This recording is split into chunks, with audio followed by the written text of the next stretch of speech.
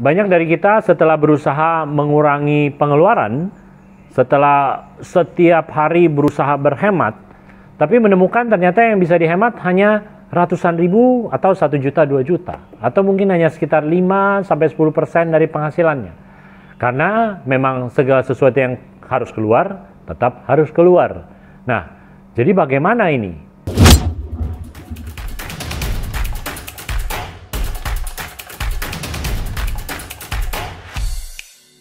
Halo, what's up teman-teman? Saya Wong Agus Cahyadi dari Inspiring, biasa dipanggil WAT.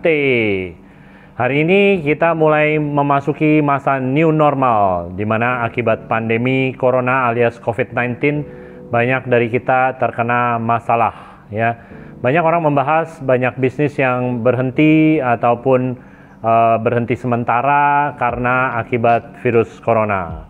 Misalnya restoran kemarin tidak bisa buka selama berbulan-bulan dan akhirnya sekarang mulai bisa buka. Ada bioskop yang tadinya mau buka di akhir bulan ini tapi tidak jadi buka. Jadi banyak sekali pembahasan tentang bisnis yang menghadapi krisis. Tapi kalau menurut saya, bisnis atau pengusaha yang mengalami krisis ini rata-rata adalah orang-orang yang sudah cukup sukses, sudah cukup mapan, sudah cukup berada. Dan mereka akhirnya memang mengalami penurunan omset, mengalami masalah bisnis, tapi mereka pada dasarnya sudah cukup kaya raya ibaratnya. Nah, akhirnya yang bisa mereka lakukan adalah bertahan sementara sampai bisnisnya bisa buka kembali. Tapi ada orang-orang yang kena getahnya atau akibatnya jauh lebih parah, yaitu para karyawan yang selama ini punya gaji ibaratnya pas-pasan. Gajian 5 koma. Tiap bulan gajian tanggal 30, tanggal 5 sudah koma. Bagi teman-teman yang mengalami pemotongan gaji, tentunya saya mengerti pastilah stres dan bersedih hati.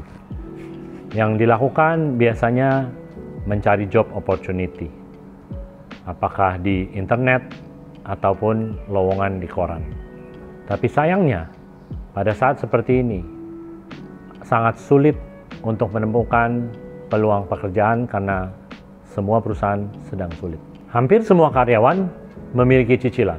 Ada yang punya cicilan KPR alias rumah, ada yang punya cicilan KKB, mobil, ada yang punya cicilan motor, dan zaman now banyak cicilan sepeda, ya, misalnya Brompton gitu ya teman-teman. Jadi gajinya biasanya akan lewat begitu saja, mampir ke rekeningnya, tapi dipakai untuk bayar cicilan. Masalahnya di era pandemi Corona ini, ya banyak sayangnya sahabat-sahabat kita para karyawan yang terkena musibah dari bosnya atau perusahaannya mengurangi gajinya.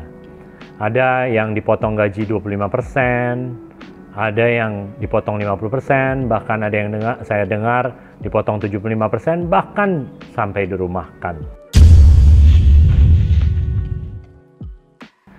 Bayangkan bagaimana mereka bisa membayar cicilan-cicilan itu, dan tentunya khawatir sekali barang yang sudah dicicil selama ini, apakah itu mobil, motor, ataupun rumah, barang, aset kali, bisa disita oleh bank atau leasing. Jadi mereka adalah orang-orang yang terkena dampak paling parah dari pandemi Corona. Bagi teman-teman karyawan yang saat ini mengalami pandemi Corona dan menghadapi krisis keuangan, ada 2 tips dari saya untuk menanggulanginya. Yang pertama adalah mengurangi pengeluaran. Ya, selama Corona ini teman-teman bisa mencatat pengeluaran selama ini, apa kira-kira yang bisa dikurangi, ya.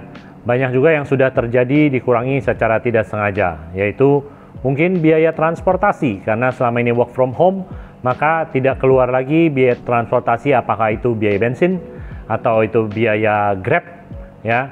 Tetapi sayangnya banyak teman-teman kita begitu dirumahkan atau work from home, malah yang naik adalah biaya GoFood atau GrabFood, ya. Karena banyak sekali godaan makanan ataupun godaan shopping, ya, sehingga di satu sisi ada penghematan, tapi di satu sisi ada pengeluaran yang bertambah. Jadi teman-teman bisa mengerem nafsunya, mereview kembali apa kira-kira yang bisa dihemat, sehingga bisa mengantisipasi atau menanggulangi pengurangan gaji dari perusahaan. Tapi banyak dari kita setelah berusaha mengurangi pengeluaran, setelah setiap hari berusaha berhemat, tapi menemukan ternyata yang bisa dihemat hanya ratusan ribu atau 1 juta, 2 juta. Atau mungkin hanya sekitar 5-10% dari penghasilannya. Karena memang segala sesuatu yang harus keluar, tetap harus keluar. Nah, jadi bagaimana ini? Tips yang kedua, menambah penghasilan. Nah, saya punya tips untuk teman-teman yang mau menambah pendapatan. Pertama, Anda masuk ke toilet, kemudian Anda berkaca, kemudian Anda perhatikan wajah Anda.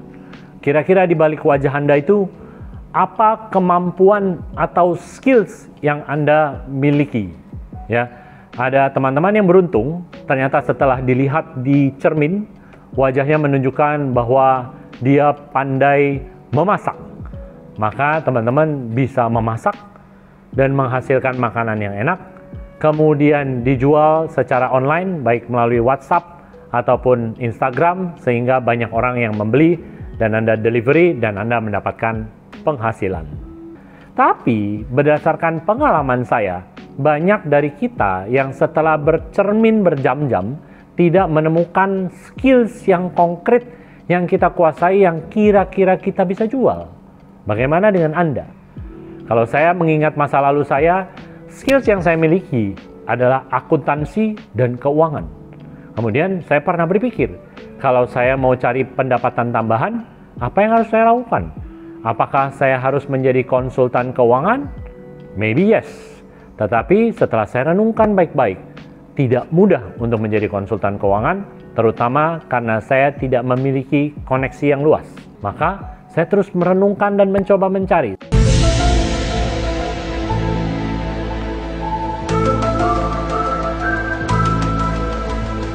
Skills apa kira-kira yang saya bisa gunakan untuk mendapatkan penghasilan tambahan?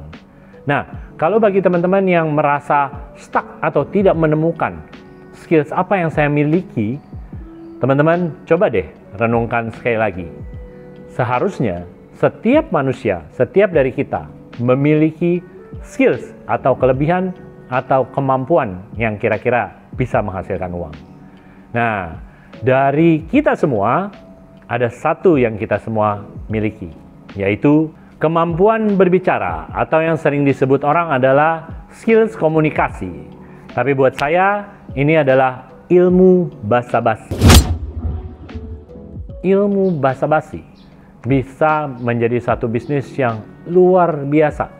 Tanpa modal, hanya istilah saya modalnya 2M. Wow. Tapi 2M ini bukan 2 miliar loh, tapi 2M ini singkatan dari mulut monyong. Alias ilmu basa-basi tadi bisa menghasilkan miliaran.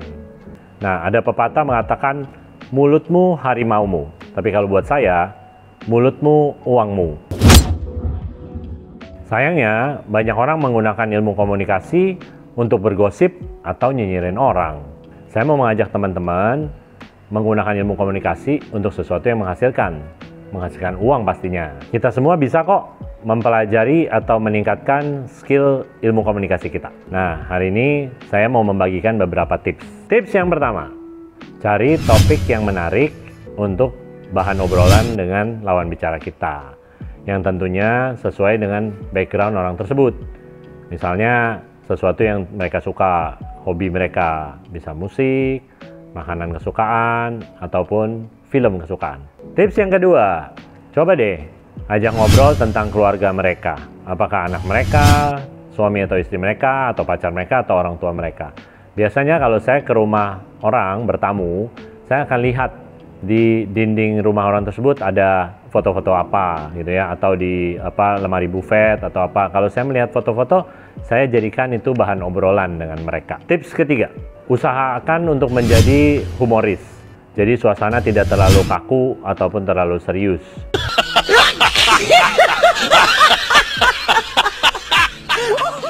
Tapi pastikan jangan bercanda sesuatu yang sensitif yang bisa menyinggung perasaan. Misalnya, kadang kita suka bercanda yang terkait dengan umur. Hati-hati teman-teman. Umur itu adalah sesuatu yang sensitif, terutama untuk orang-orang yang sudah cukup dewasa, alias senior. Yang keempat, jadikan lawan bicara Anda sebagai teman. Jadi kalau kita ngobrol sama teman, usahakan sering menyebut namanya, sehingga suasana menjadi lebih akrab. Yang kelima, ini penting nih, jangan kita terus yang mendominasi pembicaraan. Pastikan kita dengarkan apa yang menjadi pembahasan dari lawan bicara kita. Pastikan mata kita selalu melihat kepada mata mereka yang disebut eye contact.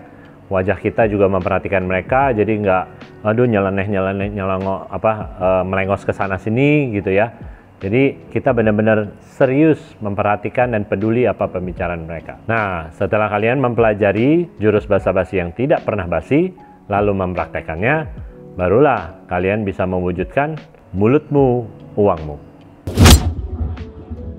Karena sekali lagi, dari mulut bisa menghasilkan penghasilan tambahan. Bahkan sebenarnya dari mulut bisa menghasilkan satu bisnis yang akan berkembang besar sampai ke masa depan Anda, dan Anda tidak sangka ternyata akan menjadi bisnis utama Anda karena penghasilannya miliaran. Engkong saya dari Cina mengatakan sebuah pepatah, communication is the key for any successful business, yang artinya komunikasi adalah kunci dari kesuksesan semua bisnis. Oke, teman-teman bisa komen ya di bawah untuk menanyakan atau berdiskusi kira-kira topik apa nih yang bisa WAT bawakan berikutnya.